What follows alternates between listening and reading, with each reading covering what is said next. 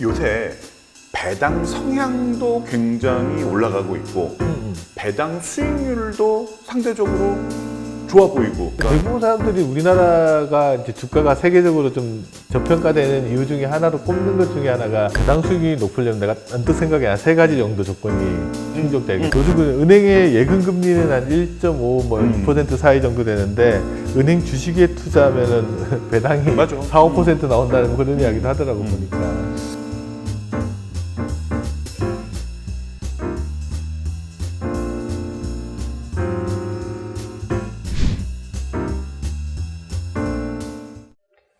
요즘 젊은 친구 중에도 배당 투자에 대한 관심들 되게 많은데 뭐 이유가 있는 건가 이게 요즘? 그러니까 요새 배당 성향도 굉장히 올라가고 있고 배당 수익률도 상대적으로 좋아 보이고 이 두 가지 이유가 제일 큰 이유 같아요. 여기서 질문하는데 너는 배당 성향, 배당 수익률 구분하는지 모르겠는데 일반인들은 그거 잘 모르거든. 그 배당 성향은 좋아. 뭐고 배당 수익률은 뭐지? 그러면 이렇게 보자고. 우선 배당 성향부터 한번 얘기를 해볼게. 뭐 한 100명의 주주가 돈을 모아서 회사를 만들었어. 그래서 내가 대표이사야. 그래서 회사를 잘 운영을 했는데 한 100억 정도의 당기 순이익을 냈어. 그러면 어떤 회사야 그거? 근데 그 100억의 당기 순이익을 냈으면 이 돈을 주주에게 모두 돌려줄 수도 있고 회사에 남겨서 나중에 재투자를 할 수도 있을 텐데 뭐 둘 다 하겠지 대부분의 경우. 그래서 이 1년 동안 번 돈을 얼만큼을 주주에게 되돌려 주느냐 이 비율을 따진 게 이제 배당 성향이야. 예를 들어 100억을 벌었는데 그 중에 한 20억을 돌려줬다, 배당을 했다 그러면 배당 성향이 20%가 그렇지, 되는 거네. 그렇지. 그런데 우리나라가 지금까지는 배당 성향이 너무 낮아서 뭐 보통 글로벌 평균은 한 40%가 넘는데 우리나라는 겨우 20%도 안 됐었는데 최근에는 그래도 배당 성향이 한 24% 정도까지 조금 올라갔어. 그러니까 대부분 사람들이 우리나라가 이제 주가가 세계적으로 좀 저평가되는 이유 중에 하나로 꼽는 것 중에 하나가 배당 성향이 너무 낮아서 그렇다는 이야기를 하는데 그게 요즘 조금 올라간다. 그래서 좀 거네. 주주한테 되돌려주는 비율이 좀 높아진 것도 이제 이런 배당주 투자에 대한 관심이 많아진 거고. 그럼 나 이거 한번 볼게. 배당 성향이 높다라는 말이 배당 수익률이 높다라는 말하고 항상 일치하지는 않겠네. 그렇지, 다르지. 그럼 배당 수익률은 어떻게? 배당 수익률은 내가 투자한 돈 대비 몇 퍼센트 정도나 배당을 돌려주냐 이거지. 그러니까 주가 대비 배당금의 비율이야. 내가 산 주가 대비해서 가격 대비해서 배당금을 얼마나 받았느냐. 그렇지. 라는 그러니까 것들을 보는 거네. 뭐 예금으로 따지면은 원금 대비 이자를 얼마를 받느냐를 우리 이자율이라고 하잖아. 그런 것처럼 내가 투자하는 주가 대비 몇 퍼센트의 배당을 받느냐 이게 배당 수익률인데 이 배당 수익률도 요새 점점 올라오고 있거든. 배당 수익이 높으려면 내가 언뜻 생각에 한 세 가지 정도 조건이 충족되고 첫 번째 싸게 사야 되네 주식을. 그렇지. 주가가 낮으면 낮을 때 쌀 때 사야 되는 거고 두 번째 배당 성향이 높아야지 될 것 같아. 그렇지. 그래서 세 번째는 배당 성향이 높더라도 그 회사가 이익을 못 내면 이익이 많이 나야 그 중에서 배당해 주는 게 의미가 있으니까 이익을 잘 내고 당기순이익을 많이 내면서 배당 성향이 높고 그다음에 내가 주식을 싸게 샀을 때 전체적으로 수익을 괜찮게 그런데 내네. 일반적으로 이제 배당 수익률을 따질 때는 사람마다 다 산 가격이 다 다를 테니까 보통 이제 그 종가를 기준으로 해서 그 기준으로 하기 때문에 이제 좀 객관적인 수익률을 구할 때가 많지. 그래서 이 배당 성향과 배당 수익률이 올라가는 점도 중요한 것 같고 또 하나는 과거에는 금리가 한 10% 하는데 우리나라 배당 수익률이 보통 한 2% 안팎이거든. 이때는 별로 눈에 안 보였던 거지. 그렇지. 은행에 맡겨놓으면 10% 네. 먹을 수 있는데 그렇지. 굳이 뭐 배당 투자한다고 주가 등락도 있는데 근데 맞아. 투자하기 싫지. 별로 신경 안 쓰였는데 요새 은행 예금 금리가 몇 %야? 1% 중반 몇 %잖아. 그런데 지금도 배당 수익률은 뭐 2% 남짓 되니까 오히려 예금을 하는 것보다 이 주식에서 나오는 배당 수익률이 훨씬 더 좋아진 거지. 그러니까 어차피 금리가 너무 낮아서 은행에 맡겨 놓는 것보다는 차라리 주식을 사가지고 배당 수익을 얻는 게 훨씬 더 낫다. 이 맞아. 말이겠네. 그래서 나는 이런 표현도 한다니까. 은행에 예금하느니 은행 주식을 사세요. 오호. 그러면 그리고 뭐 막 스타벅스 커피만 먹지 말고 스타벅스 주식 사라는 말고 비슷하다, 야. 맞아.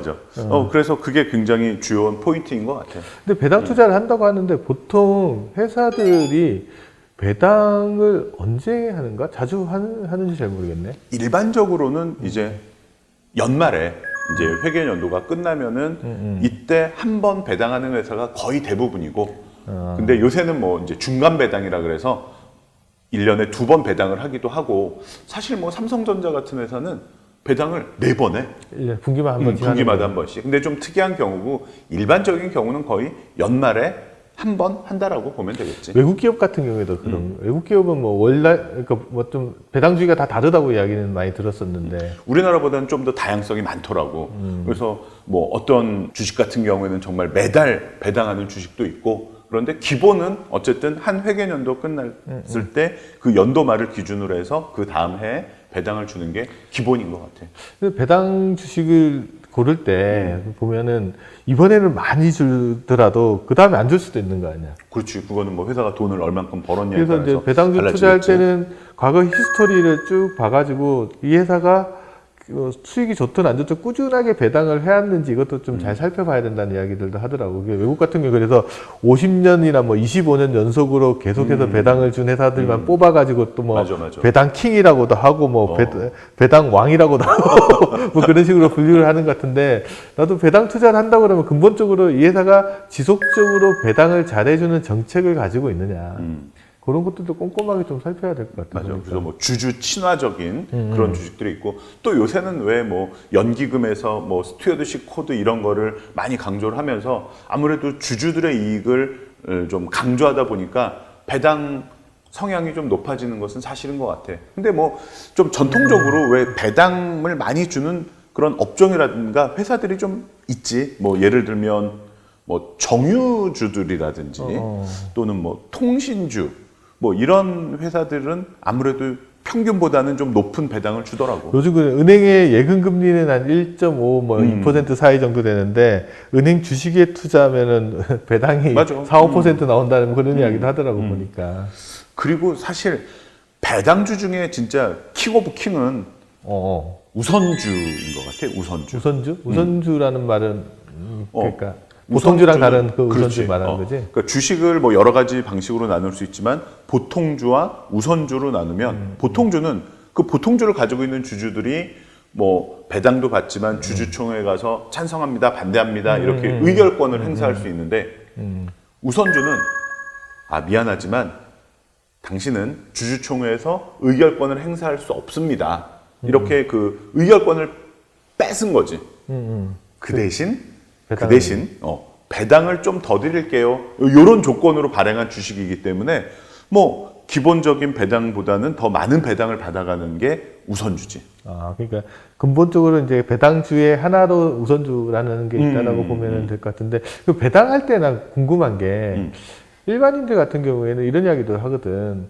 배당을 받으면 배당에 대한 세금을 내는데, 그렇지. 15.4% 그러느니 배당 소득세를 차라리 주가가 높았을 때 파는 게 낫지 않냐. 이런데 이게 배당을 받기 전에 파는 거랑 배당을 받고 파는 거랑 세무적으로나 뭐 이런 투자할 때 실무적으로 어떤 차이가 나는가? 이게? 제일 큰 차이는 우리나라는 대부분 이제 소액주주가 투자할 경우에는 그 주식을 싸게 사서 비싸게 팔았을 때 번 매매 차익에 대해서는 과세를 하지 않거든. 그러니까 내가 10,000원에 사서 11,000원에 팔았다면 이 1,000원에서는 세금이 없는 거지.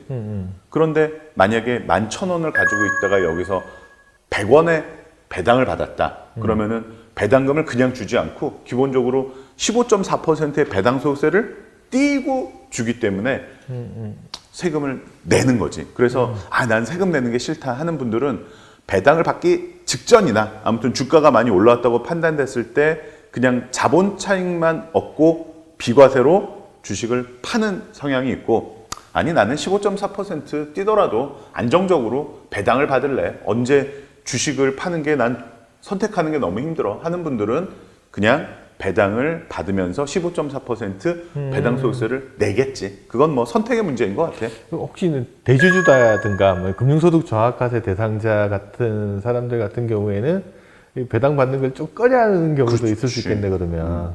그래서 사실 연말에는 12월 마지막에 주식을 싹 팔아서 대주주에서 빠지고 다시 연초에 주식을 다시 사고 하는 분들도 꽤 많더라고. 나도 그래 보고 싶어. 나도 그랬으면 좋겠는데 그러면 이 금방 한 말 중에 어떤 의미가 있냐 그러면 언제 팔아야 되느냐. 그럼 만약에 배당을 안 받으려면 그 배당 언제 내가 가지고 있어야지 정확하게 이야기하면 내가 언제 이 주식을 가지고 있어야지 배당을 받느냐.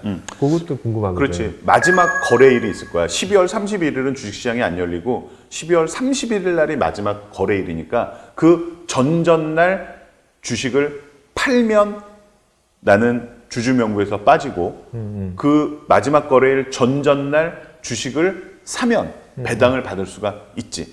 그럼 물론 이제 중간에 휴일이 들어가면은 그거는 감안을 해야 되겠고. 그러니까 적어도 이틀 전에는 내가 주식을 매수를 해야 배당을 받을 수 있는 그렇지. 거네.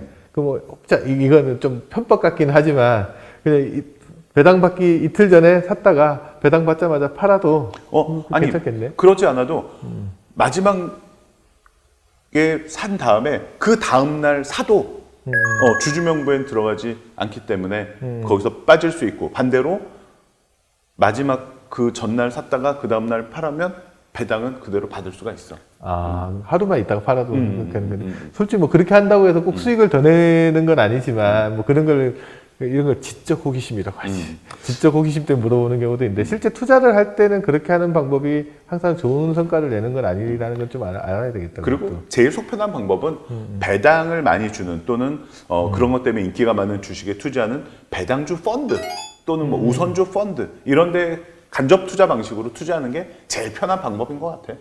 그리고 배당주 투자할 때 좀 주의해야 될 것 중에 하나가 보면 나는 배당을 많이 받고 싶어서 투자를 하는데 또 시장의 가격이 막 변동되는 경우들이 있으니까 그러니까 가격 변동에 조금 내가 투자하는 목적을 좀 분명히 하고 투자하는 것도 좋을 것 같아. 그러면은. 그래서 우리 한번 배당 부자가 한번 돼보자고. 그렇지. 나도 배당 받는 삶을 살고 싶다.